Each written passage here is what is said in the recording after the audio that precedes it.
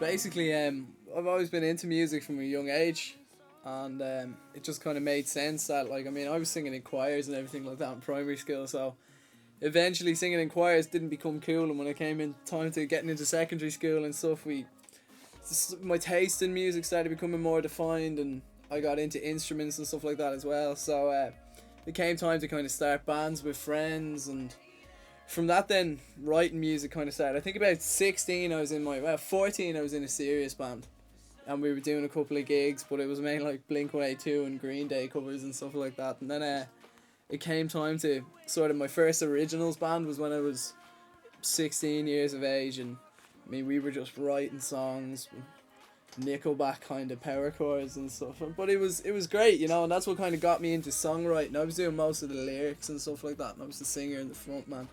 So that's what got me into writing. So then, kind of from that just kind of progressed. I started finding my sound a bit more, and then it kind of led to 13, which is where we're at now.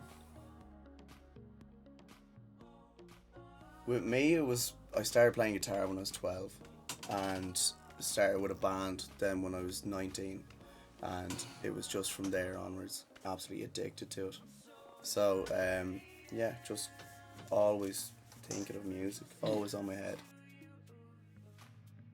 I live in Dunboyne, but I played a lot of music for about 4 years in Clane, where he's from, and we knew each other like really well. We were really good friends for those 4 years. But we just decided one day when we were talking together, we were both sharing music that we liked, and I showed you a song that you really got into years and years, and I was like, I have a couple ideas that I want to throw at you, and then you were like, I have a couple ideas I want to throw at you, and we just had this really simple thing of, you know, minimalistic beats and MIDI board and maybe some guitar, and it just clicked straight away from the start. Like it was nuts how easy the idea came to us. It was real simple, it was real natural. There was never like, right, let's sit down and let's talk about how we're gonna do, and we just kind of stumbled upon the sound. Like we really just stumbled upon the sound.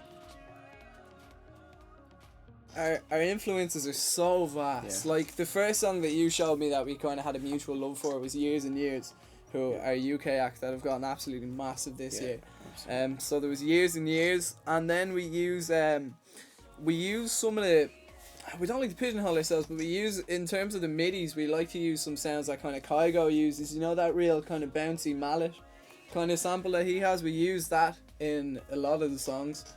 Vocally, I'd be like hugely influenced by The Weeknd. Yeah. And you be pretty much the same. I like The Weeknd as well. And I love the 1975, and I love Glass Animals, and man, like it's just, I think this whole sound that we're going for, we call it tropical pop or trop pop.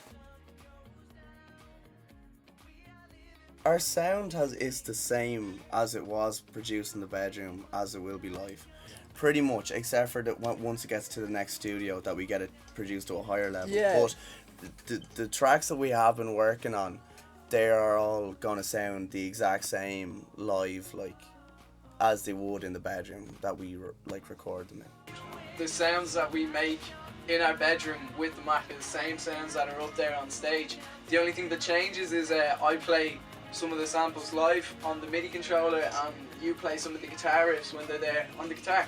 And that's all it is. The reaction from the crowd. Yeah.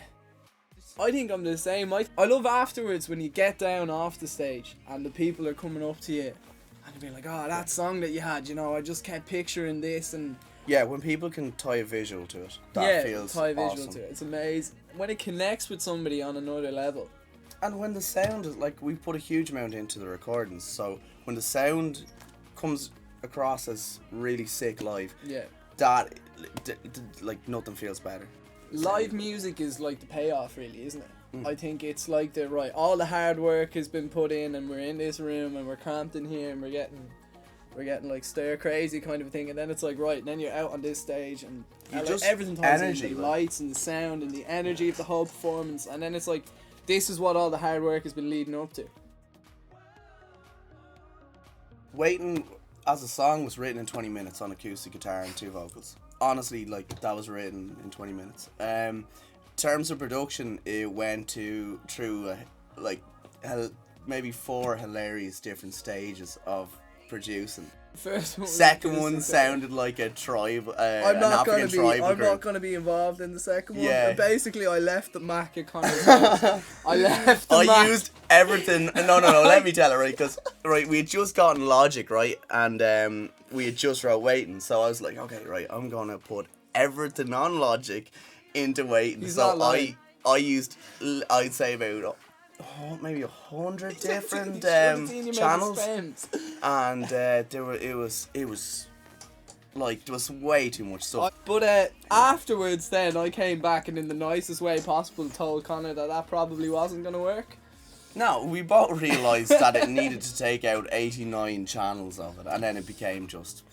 The way we're doing it now is we're working with a guy called David Pendergast, out in Click Studios in Stratford, and we're working with him. So like we set a really good demo. That's how we do it. We get the foundation there, the bones, and then we bring it to him, and man, he just brings it to another level. Like even He does what we can't yet imagine, and like that's the amazing thing about it, because we loved the demo of Waiting. Yeah. We absolutely, like, we were so into that demo, and we were like, how are we going to get this any better? And then we heard what Dave did to it, and I was like, oh.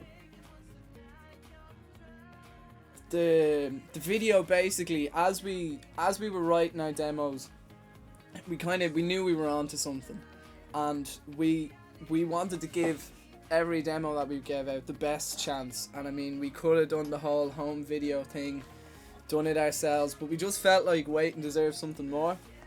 We got in touch then through David from a company called Bold Puppy Productions, and we met with one of the directors of the company, Luke, and he was just listening. We just sat there, we played the tracks from, and he was loving it. And then Dave, our producer, just turned around and was like, so how'd you feel about a video in Mallorca? People were like, yeah. I think I couldn't picture it with any other video. No. I really couldn't. I mean, there's beautiful places in this country, and it was discussed that we might have to stay in Ireland, but we really pushed for Mallorca. It sets the scene. The video just sets the scene. Yeah, I wouldn't have it any other way. Yeah, I wouldn't have it any other way. Yeah. And if anybody out there is listening and is looking for a professional company, Bald Puppy, I mean, they're just a dream to work with. We are booking the Opium Rooms for a gig.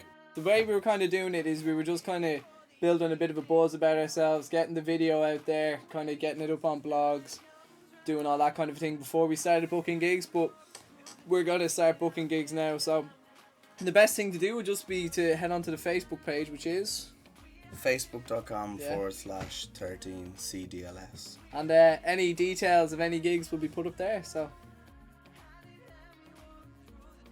we want to gig as much as possible because we know that's our strength. Sorry.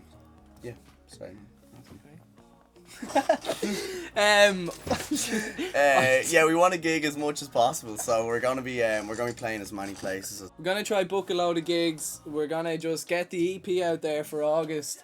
I think that's the main thing. We've got another single coming out in July. Get the EP out, and then just really crack down on like radio play. Start doing the radio plays. Maybe looking at some slots on TV shows and stuff. It's just gonna be getting ourselves out there. We're working very hard, so we expect a lot to come back.